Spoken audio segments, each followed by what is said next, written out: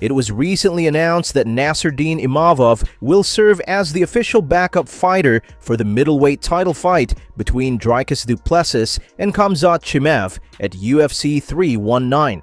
However, in a recent interview, Du Plessis made it clear that if Chimaev pulls out of the fight, he has no intention of facing Imavov as a replacement. While he didn't go into detail, Du Plessis firmly stated he wouldn't entertain a short-notice opponent switch. If he pulls out of this fight early, I will not fight. I'm a fan of his style. I think he's great. I think Imavov's very... No, you know, the track record is not good. 6 pullouts, 8 fights. She has 8 wins, and you see 6 pullouts. There is a 50% chance almost, like what's that, 60% of fights versus he has a 40% chance of pulling out. But that's not how I work. I train for the fight. I have to be honest, if he pulls out of this fight early, I will not fight Imavov because I want to fight Khamzat. I don't want anything else. If I'm already there, you know, 2 weeks, I'll fight Imavov if he pulls out. But if he pulls out on 4 weeks, I'm not gonna fight. I'll wait for him to be ready because I want to beat him because he's the best right now. I want to fight only the best of the best. And Imavov deserves this. He's a #1 contender. He's #1 contender, but you know, he beat a guy that I just beat. So, what do you think of him? I think he's a great fighter. I'm a fan of his style. I think he's great. I think Imavov's very, very good. In my opinion, I think Imavov versus Kyle Baralo for a #1 contender fight. That's what I think.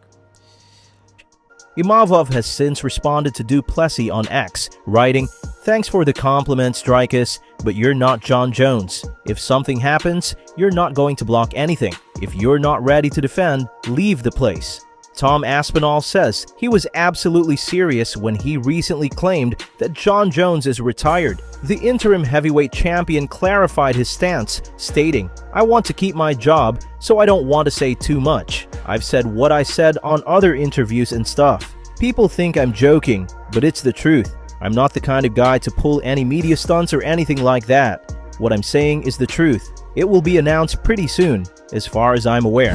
Ilia Topuria's team has sent a strong warning to Charles Oliveira ahead of their highly anticipated lightweight title showdown at UFC 317 later this month.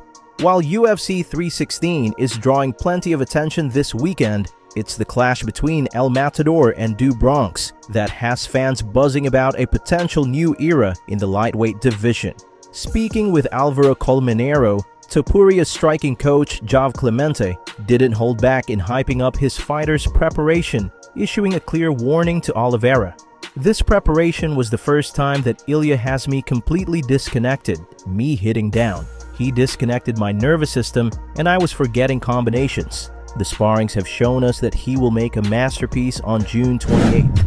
UFC 316 will see a significant change in regulations due to the New Jersey State Athletic Control Board choosing not to adopt the unified rules of MMA. As reported by Aaron Bronstetter, this means the recent rule changes, allowing 12-6 elbows and knees to grounded opponents, will not be in effect for this event. Bronstetter wrote, "For UFC 316, the New Jersey State Athletic Control Board have not adopted the unified rules of MMA. Fighters with one hand or two hands on the mat will be considered grounded opponents, and 12-6 elbows will be illegal." For more daily MMA updates and breaking news, make sure to subscribe to MMA Explorers and hit the bell icon so you never miss a news.